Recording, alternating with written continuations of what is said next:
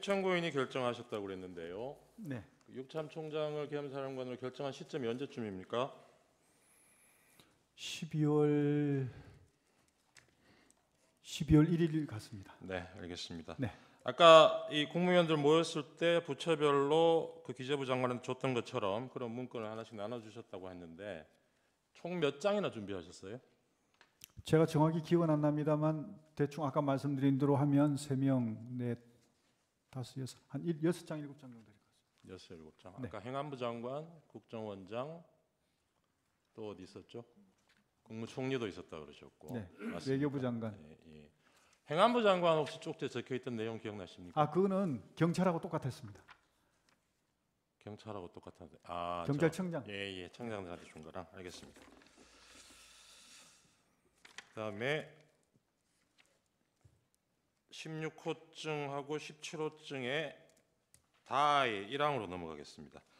증인이 포고령 초안 증인이 작성하셨다 그랬지 않습니까? 그렇죠? 네. 예. 그런데 피청구인 지시로 야간 통행 금지 부분을 삭제했다고 하셨죠? 예, 예. 피청구인이 포고령에서 나머지 부분 수정한 부분은 없습니까? 예, 없습니다. 예.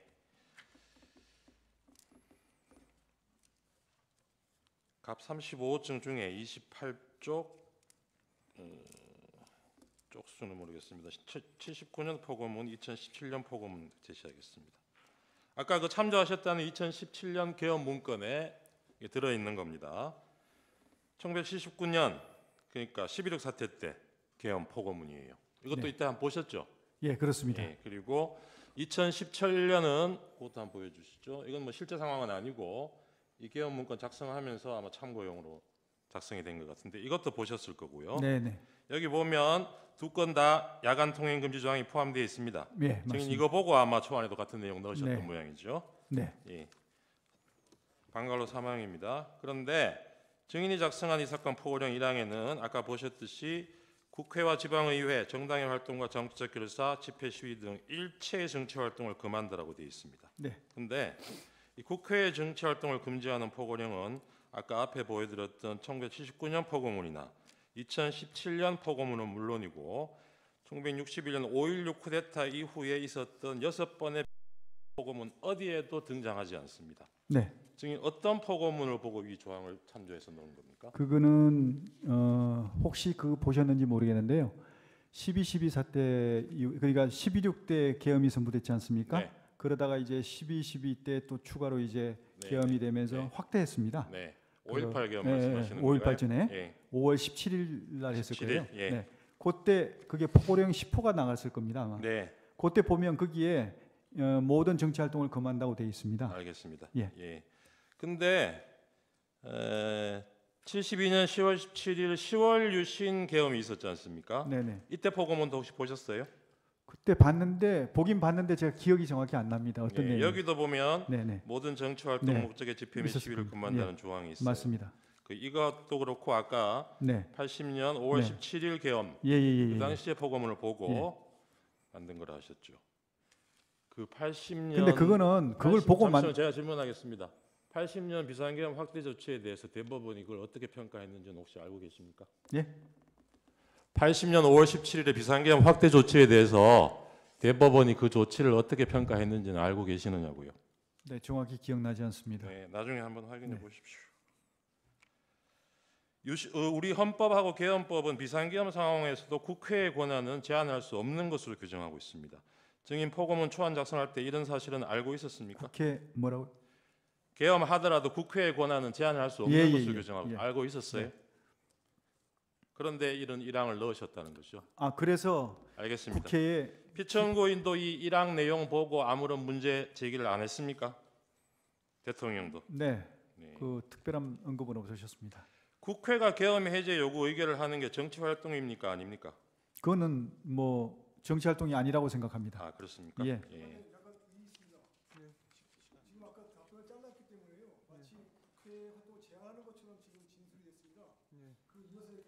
지금 이어서 제안하는 게 아니라고 말씀하시네요.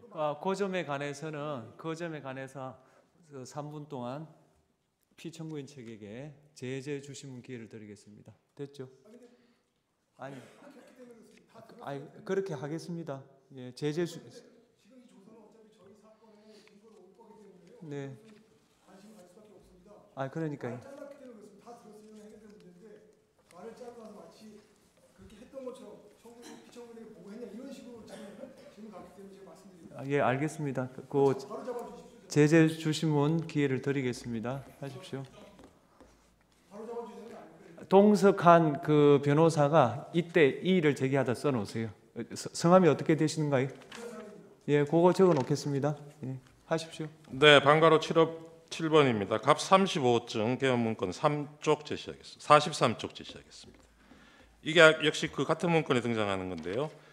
국회에 의한 계엄 해제 시도시 조치 사항 이런 걸 검토를 했었습니다. 2017년 계엄 문건에 그 방법으로 정치 활동을 금지하는 포고령을 선포하고 위반 시 현행범으로 체포하는 방안을 제시하고 있습니다.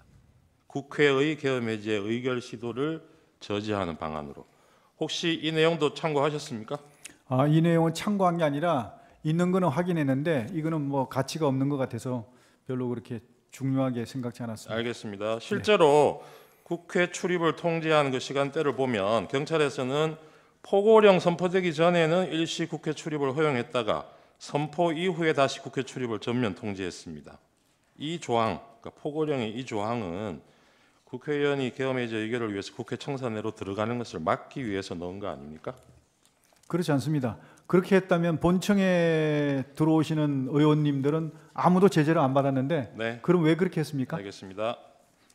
9항입니다. 이 사건 포고령 5항에 보면 전공의 등 의료인을 대상으로 본업에 복귀할 것을 명하고 위반 시 처단한다 이렇게 규정하고 있습니다. 기억나시죠? 네, 이 조항도 증인이 초안에 포함시킨 것입니까? 맞습니다. 의료인과 같은 특정 직업군에 대한 언급이 계엄사 포고문에 등장하는 것도 이 사건 포고령이 처음인 걸로 보입니다. 이걸 어떻게 이런 걸 넣으셨어요? 당시에 그 파업이 장기화되면서 의료 시스템 붕괴로 인해 가지고 국민의 건강과 안전에 굉장히 위협을 받고 있었습니다. 알겠습니다. 그래서 피청구인이 초안에 없던 업무 복귀를 예, 내린 피청구인이 것입니다. 초안에 없던 걸 넣으라고 한 게 아니고 초안 처음부터 증인이 넣었던 내용이라는 말씀인가요? 들어있던 내용이라는 건가요? 그렇습니다. 예, 알겠습니다. 복귀 명령을 내린 겁니다. 네, 네. 10항입니다. 갑 34호증의 유혹 피청구인의 페이스북 게시글 6쪽입니다. 2차 탄핵 표결을 앞둔 12월 12일 날 대국민 담화에서 피청구인이 계엄 선포 이후로 부정선거를 언급하고 있는 글이 올라온 적이 있습니다. 혹시 이걸 보신 적 있습니까? 처음 봤습니다. 네. 그다음에 1월 15일 피청구인 페이스북에 자신의 이름으로 올린 글에서 부정선거 증거가 너무 많다. 선거소송 투표한 검표에서 엄청난 가짜 투표지가 발견되었다. 이렇게 얘기한 적이 있는데 이거 내용 혹시 보셨습니까? 예, 보셨습니까? 어떤 걸 지금 여기서 지금 보고 있습니다. 아니요. 이 시점에. 이 시점에는 예. 못 봤습니다. 예, 그 뒤에도 이 페북 글을 실제로 보신 적은 없으시죠, 그러면? 제가 볼 아마 여건이 안 됐을 겁니다. 네, 네. 알겠습니다. 평소에도 부정선거 얘기를 많이 하셨나요, 피청구인이? 부정선거에 대해서는 관심을 많이 가지신 게 그중에 잠깐만 제가 말씀드리겠습니다. 잠시만요. 제가 부정선거 증거가 너무 많다 이런 얘기도 하신 적이 있습니까? 예, 왜냐하면 그러면 실제로 이 사건 탄핵 청구 답변서에도 피청구인 측에서는 부정선거를 배선계엄 선포의 중요한 이유로 들고는 있습니다. 그런 것 같으면 계엄 선포 대국민 담화에서는 그 얘기가 왜 한마디도 없었죠? 왜 그러냐면요.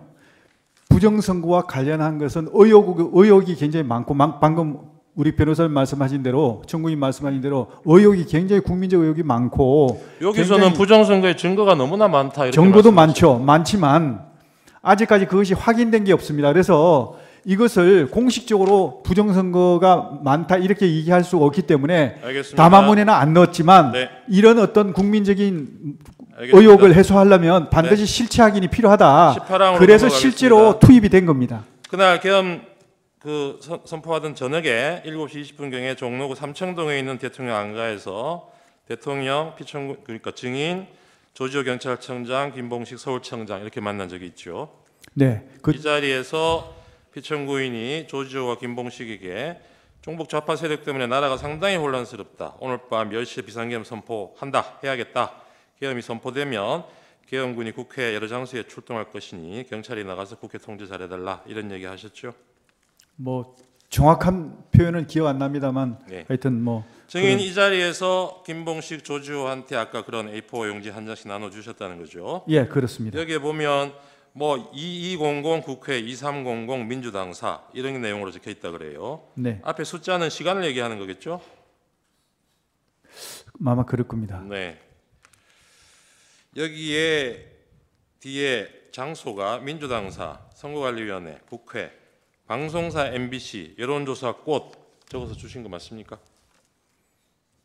아마 기억을 정확히 못하겠나 하여튼 그런 부분이 들어가 있습니다. 네. 꽃하고 뭐 이렇게 서울청장 거하고 경찰청장 거 문건 중에 혹시 다른 내용이 있습니까? 동일합니까? 동일합니다. 예. 24항으로 넘어가겠습니다. 계엄군 상당수 계엄군이 실제로 계엄 선포하기 전에 이미 출동할 대상 건물 주변에 이동해 있었던 것으로 보이는데 이건 증인이 그렇게 명령했기 때문인 네, 거죠? 그렇습니다. 네. 알겠습니다. 26항으로 넘어가겠습니다. 증인 11시 50분 당일 밤에 23시 50분에게 곽종근에게 707 특수임무단병력 추가로 국회에 투입하라고 지시하신 적 있죠? 네, 그때 이제 병력이 지금 본청에 들어가 있는 병력이 너무 적은 것 같아서 추가 알겠습니다. 가능하냐 그랬더니 예. 707 인원이 좀 예. 남아 있다. 그래서 그러면 정원이 가능하면 그 알겠습니다. 투입하라. 그래서 아까 얘기한 180명이 들어온 겁니다. 네, 27항입니다. 네. 한 30분 뒤에 곽종근한테 다시 전화해서 국회의원이 150명이 안 되도록 막아라. 빨리 의사당 문 열고 안으로 들어가서 안에 있는 국회의원들 데리고 나와라. 이렇게 제시하신 적이 있죠. 그건 불가능한 일입니다. 알겠습니다.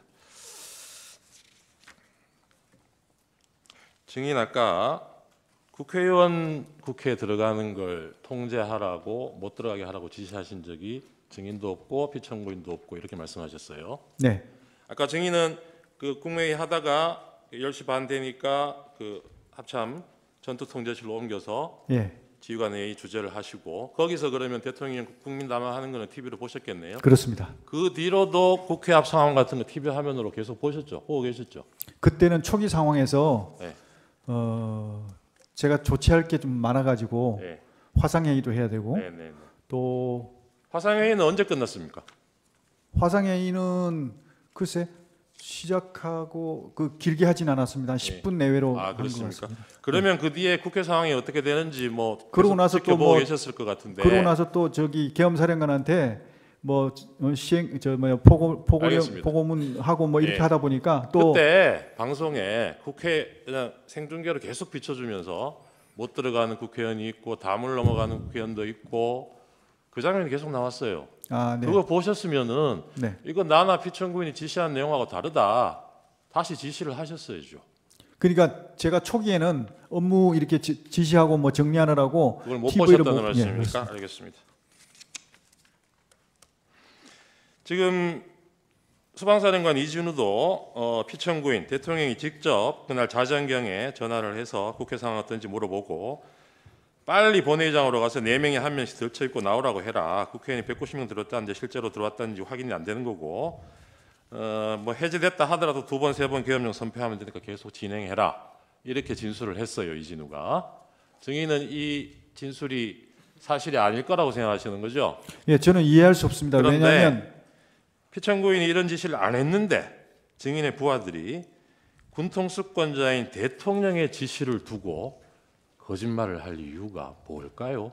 글쎄 그거는 저도 이해가지 않습니다. 알겠습니다.